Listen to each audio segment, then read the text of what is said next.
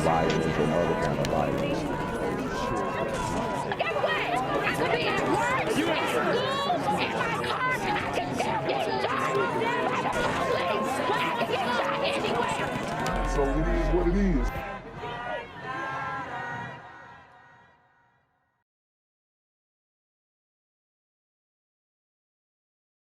What's good, YouTube? It's the Black Gen Z Mindset.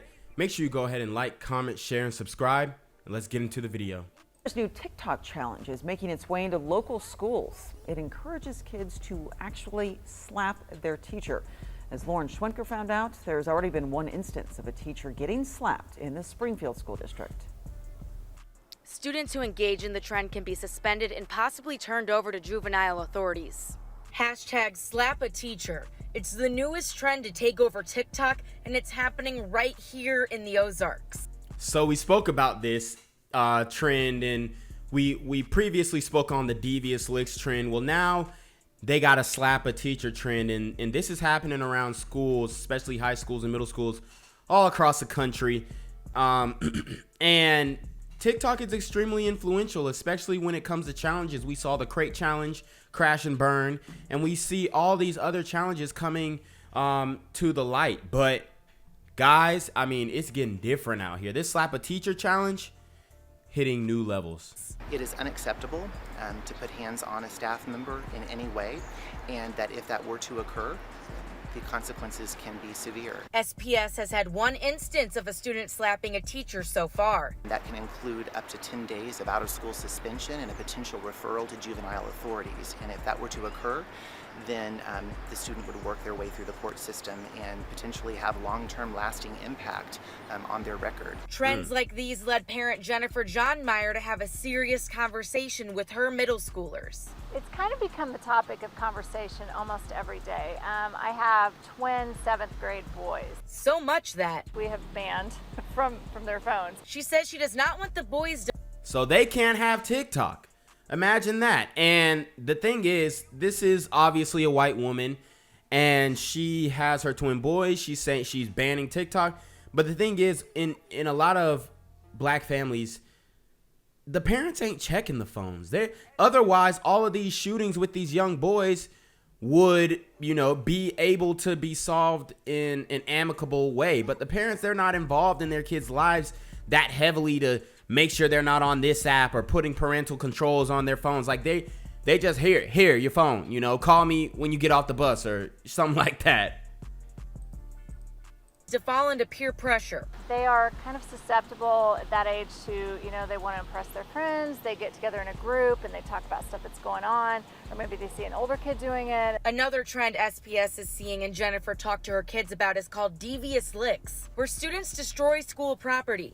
Individuals are responsible for... And for one, they're showing these small ass kids like, no, it's big kids, high schoolers, middle schoolers who are doing this.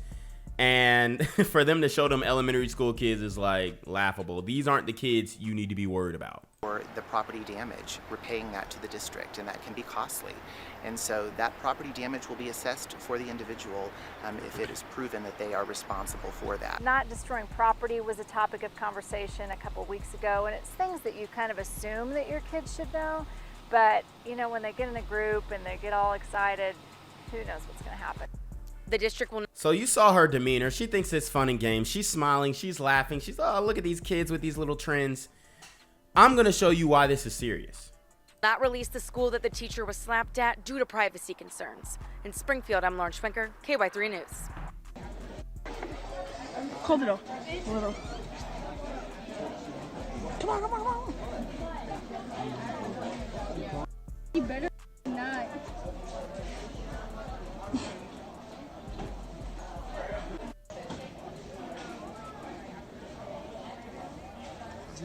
I'm gonna start running. So guys, I showed you guys that video to show you the severity of the slap a teacher challenge. And this is the woman or the young lady who did it. Look at this little smirk on her face as she sits here and thinks this is a joke. The crazy thing is she's 18 years old.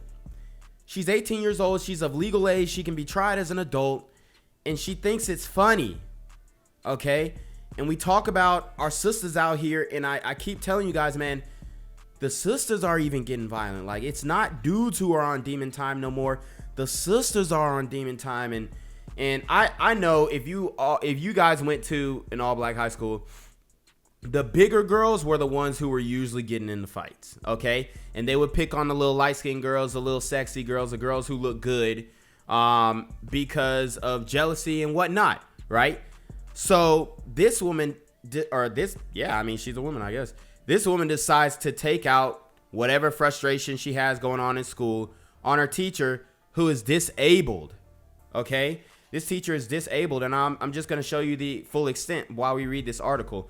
And this is in Covington, Louisiana. A 64-year-old differently abled teacher from a high school in Louisiana had to be hospitalized after she was slapped by one of the students who was apparently participating in the Slap a Teacher TikTok challenge. A video of the shocking incident was shared on TikTok on Wednesday, October 6, 2021. The senior English teacher at Covington High School, who has not been identified, can be seen sitting at her desk and talking to 18-year-old Larriana Jackson. Within a few seconds, Jackson suddenly attacks the woman on her face and continues to punch her till she falls off her chair onto the ground. The shocking assault left the teacher seriously injured, and she was eventually escorted to a hospital for treatment. In the video, other students can be heard saying in the background, "B, she better effing not," as a warning about Jackson's plan. Police are suspecting that the attack happened as a result of the Slap a Teacher challenge on TikTok. Meanwhile, Larriana Jackson has been arrested and charged with the felony battery of school teacher. Presently, she is detained at St. Tammany Parish Jail. Covington Police Department later revealed a warning statement against the dangerous trend, informing the Covington Police Department would like to remind everyone that anyone who participates in such a challenge will be booked accordingly. So, y'all see Larriana Jackson. You see that she's on demon time. And it only takes a few of these kids to start getting this trend rolling to the whole world doing it, just like the crate challenge. So, and the devious lick challenge. So, hey, be careful out there if you're an educator. You better be boxing, training, or whatnot. Get your hands right. But, whew. Troup County Sheriff's Office revealing new information today about the arrest of a soldier and the murder of a young nurse who police say was pregnant with a baby boy. News Center 9's James Giles joins us live now from the Troup County Sheriff's Office. And James, we're learning more about what happened on Tuesday and who police believe is responsible for the murder of 28-year-old Akilah Ware. Give us an update tonight. Hey, Barbara, Jason. So police say that the person they believe responsible for killing the 28-year-old nurse is in fact the father of her unborn baby boy, an Army soldier stationed in North Carolina. Oh, it's been awful. It's just been like a dream, like a blur. We got a call to what we thought was a simple automobile accident. It turned out to be a murder. A murder that would shock the Chattahoochee Valley. So, guys, remember we covered this story of the woman who was driving on the street in LaGrange and the pregnant woman, and she got, clapped up, unfortunately. Guys, it was a baby daddy. It was a baby daddy. And leave a family shaken to its core. Police say the suspect, Alonzo Dargan, was the father of victim Akilah Ware's unborn son. They say the 30-year-old soldier stationed at Fort Bragg in North Carolina trailed Ware's vehicle on Highway 18 in Troup County while firing multiple rounds into the car until he finally ran the mother, who was 33 weeks pregnant, off the road. It was later determined from the evidence on scene, Dargan drove a silver 2000 Nissan Altima and was in Troup County at the time of the incident. Now, police... Guys, it just goes to show, man, I always say this, sisters continue to say they're the most unprotected, and I would agree with that, I would agree with that. But they're unprotected from the brothers. But they're the same ones who are defending these dudes who, like Jacob Blake. Like, I showed you guys the comment section of the Jacob Blake video. They're defending him. They're mad that the cop wasn't brought up on charges because he shot a man who, groped and violated his own baby mama. So the women who are saying they're the most unprotected are protecting the violators. They're protecting these men who are out of their minds and no good and deadbeats and ain't-ish dudes. The black women are protecting these dudes. And then they're basically crapping on the good men who are telling them that, hey, you know, we need a change in you guys' behavior to see a change in the community. Because quite frankly, you can't do nothing about these dudes out here. Honestly, like, you know, they always say you can't make a man do, you can't make a man do something he don't want to do. That's facts. Like, these dudes who have that mindset, that demon time mindset, it's OV for them. You know, they need to be prosecuted to the fullest extent of the law. Now, for the rest of us functioning brothers out here, we need our sisters to get on one accord and speak up about these things and announce these things, because guys, this story isn't going to go nowhere. This story isn't going anywhere. The only people who's going to cover it is me. Okay? So we need to spread this message. We need to share these videos, and we need to get this out here to let black women know that if you're dealing with a guy who's on demon time, like Asian Doll said, Asian Doll said that she can't deal with a dude who ain't got no bodies. This is the mindset of a lot of our sisters. Located him at Fort Bragg Army Installation in North Carolina, and he was taken into custody. You know, I went to the scene and could not believe that somebody had shot and killed a young mother of 5 children. From what we have gathered, they were in a relationship with each other. Twyla Ware, the mother of 28-year-old Akilah Ware, says her daughter was a nurse with plans of going back to school, buying a house, and moving to Columbus. She set goals and she achieved goals. You know, she just had a whole life, ahead of her. Now the grandmother to Ware's 5 children say she's trying to pick up the pieces and cope with the loss of the daughter that was ripped from this world. Whatever it was that was going through his mind to take her life, it wasn't worth it. He could have just, for whatever reason, just walked away. He probably didn't want to have the baby. He didn't want to have the baby. I guarantee that's what it was about. He didn't want to have the child. She's like, I'm going through with the pregnancy, and if you a deadbeat, you're gonna be put on child support. I don't know the conversation that went on, but I'm not the one to be, blame her for this circumstance, because obviously this dude is out of his mind. But my thing is, like, were there no signs? Like, I don't know, but were there no signs that dealing with this dude was red flag central? I mean, somebody who's capable of doing this, he's had to have outbursts before. He's had to have extreme arguments. But the thing is, in the black community, I keep saying, these loud yelling back and forth arguments are normal. So it's like, you really don't know what a person, oh yeah, that's just Alonzo. He just be yelling and getting mad and slamming tables and punching walls. That's Alonzo though. He ain't gonna do nothing to me. Like, I don't know. But, my heart goes out to the family, definitely. In North Carolina by military police. I'm told that he's currently waiting extradition from North Carolina back here to Troup County. Reporting live in LaGrange, James Giles for WTVM Newsletter 9. Learning more tonight about this heartbreaking situation. Ari, thank you, James. A running gun battle on I-4 in Polk County sent 2 people to the hospital, and tonight a woman is fighting to stay alive. Watch 2's Dave McDaniel looks at what shut down I-4 eastbound for hours overnight and why authorities are so frustrated by all the recklessness.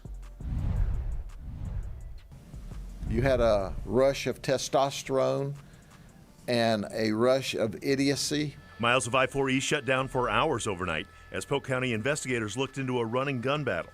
By the way, I love that sheriff. He's so funny. Allegedly involving rival motorcycle clubs just after midnight. Polk County Sheriff comparing it to a Wild West shootout. Except the outlaws, instead of being on horses, were on motorcycles. I guess you could call them iron horses. Sheriff Grady Judd says one biker group passed a rival group, then the shooting started. So this isn't just like, when I saw this story, I was like, oh, some Glacier Glider men, shout out to Alk Nation, some Glacier Glider men, they're out here and they got in a scuffle. Remember that one story where there was like 100 white guys in a biker gang, and they got to fighting, and some shots went off, and I believe somebody died, and then they all got off of all the charges or something like that because nobody talked. Well, this situation is going to be very different because, for one, these are brothers, you know what I mean? Certified hood dudes who ride bikes. They're like Bloods and Crips on bikes. Like he said, iron horses. So they're riding their bikes. They see another gang. They roll down on that gang, start busting shots, and, you know, probably catching some casualties, catching some bodies, whatnot. And, you know, people are going to roll on each other, especially when it comes to these black gangs. They just do. It's just what happens. Y'all see how these arrests are coming in the Miami situation, that mass shooting in Miami outside that nightclub. Everybody's telling. That's why the arrests are happening. Had bullet casings from 3 different firearms scattered over a half mile. 38-year-old Ronald Donovan, who lives in Brevard County, is accused of shooting another biker in the back. Then, victim 1 says, I felt the sharp pain in the back as I was shot, and I immediately returned fire toward Ronald Donovan. That exchange ended with Donovan's passenger, a woman described as 33 years old and also from Brevard County, being shot in the head and falling from the motorcycle. And look at the danger that these brothers are putting our sisters in. I'm telling you. Look at the dangerous situations that, for one, they oftentimes enjoy being in until they become a casualty. And for two, these brothers just like blowing down on the ops when you got your girl with you. It's truly disgusting, man. The sheriff says Donovan won't cooperate. Dude, your girlfriend is just shot off the back of your motorcycle, is in extremely critical condition, and you won't cooperate to tell us what happened? Witnesses described the bikers as wearing club colors, but they weren't wearing them when investigators arrived. You know what? And I may stand corrected. They took off their gang colors and stuff like that because they don't want to get hit with a RICO. But I stand corrected. They may hold it down and stay what they call solid. Donovan had 2 holsters, but no guns. Just as deputies were arriving, they saw a motorcycle leave the scene, and we suspect the person on that motorcycle may have the gang colors and or the firearms. Dave McDaniel, West. In the hospital after a shootout on I-4. The Polk County Sheriff says 2 motorcycle gangs started shooting at each other while speeding down the interstate. This happened around midnight near US 27. News 6's Crystal Moyer is following this story live in studio for us tonight. Crystal, there is a lot to unpack here. Yeah, Lisa, Polk County Sheriff Grady Judd says there doesn't appear to be any rivalry between the 2 motorcycle gangs. He says both groups were traveling along I-4 East when one group passed the other and shots rang out. Sheriff Judd describing the shootout as a scene from an old Western movie. The outlaws, instead of being on horses, were on motorcycles. I guess you could call them iron horses. Sheriff Judd says 38-year-old Ronald Donovan fired the first shot while riding with 2 other members of the Sin City Disciples motorcycle gang along I-4. Sin City Disciples. What does that sound like? Demon time. Near US 27 in Polk County. Sheriff Judd says he shot a 36-year-old man from the Thug Riders gang who passed him on the interstate. Thug Riders. I mean, this ain't this isn't your Glacier Glider gang. This isn't no, you know, we drink beers and go to the pool hall, play a few rounds of pool, maybe get in a bar fight and go back to doing the same thing the next day. No, this is different. Victim 1 says, I felt the sharp pain in the back as I was shot, and I immediately returned fire toward Ronald Donovan. That bullet hitting the head of a 33-year-old woman riding on the back of Donovan's motorcycle. She is mortally wounded. Wow. Deputies were called to the scene, shutting down parts of I-4 for several hours early Friday morning. We had to search for evidence and firearms all up and down the interstate.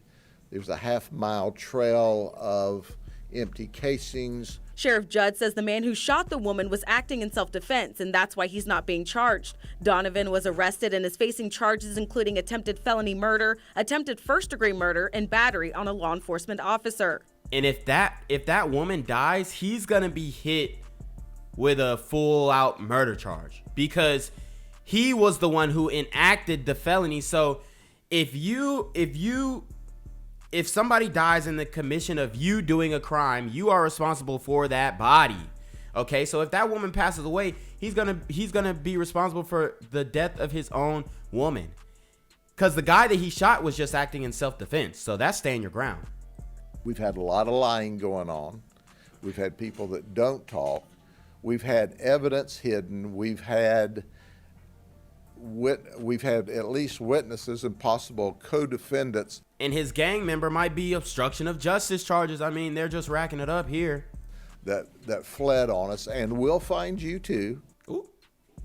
Donovan is from Brevard County, and digging through court records, I found out he has a lengthy criminal history. He spent 3 years in a Pasco County prison for aggravated battery with a deadly weapon. He also spent time in the Brevard County jail for DUI and fleeing law Are we surprised? enforcement. Matt. Okay, Crystal, thank you. Eric Courts, the suspect accused of killing the mail carrier in Collier Township yesterday, remains in federal custody. In the meantime, residents in that Collier Township neighborhood, they remember Louis Vignon. Richard Peeler says what happened yesterday will remain deeply etched in his memory for a long time. He was walking his dog, as he is now, when he saw mail carrier Louis Vignon. Seconds later, the suspect. Dang, did y'all see the bullet holes in the USPS truck? 1, 2, 3. Buddy sprayed all up in the truck. Saw mail carrier Louis Vignon. Seconds later, the suspect drove past in the white van. And then, damn, Daniel in the white van. The gunfire. You saw Lou wave to him. Yes. About 5 seconds later, you saw the van saw come that up, van, yes. and then you heard the gunfire. Yes, and I'm not sure how much time had passed. Maybe, I don't know, maybe like 30 seconds or something. Peeler and other residents rather focus on what made the slain mail carrier special. They all express warm sentiment about the man who delivered their mail for 15 years. What kind of guy was Louis? He Why was- did everybody like him? Well, he was here every day, same time, said hello, spoke to you. You know, he was just a nice man. Knew him for a long time. He had been running this route for, I think about 15 years. And there's so many good guys who end up in these crossfires. And apparently the guy who murked him, he felt like the mailman was poisoning him. So he was obviously crazy out of his mind. So everybody knew him and everyone liked him. He was just seemed like a good, friendly person. Pretty sad with what happened. And heaviness hovers over members of the Postal Mail Carriers Union. We'll all be working as a family, just making sure that if anybody's struggling with the fact that one of their brothers was lost to this tragedy, we want to give them all the help that they deserve. Again, Courts remains in federal custody. Reporting from downtown, Sheldon Ingram, Pittsburgh's Action News 4. Gang violence and other kind of violence. I could be at work, at school, in my car. I can still get shot by the police. I can get shot anywhere. So it is what it is.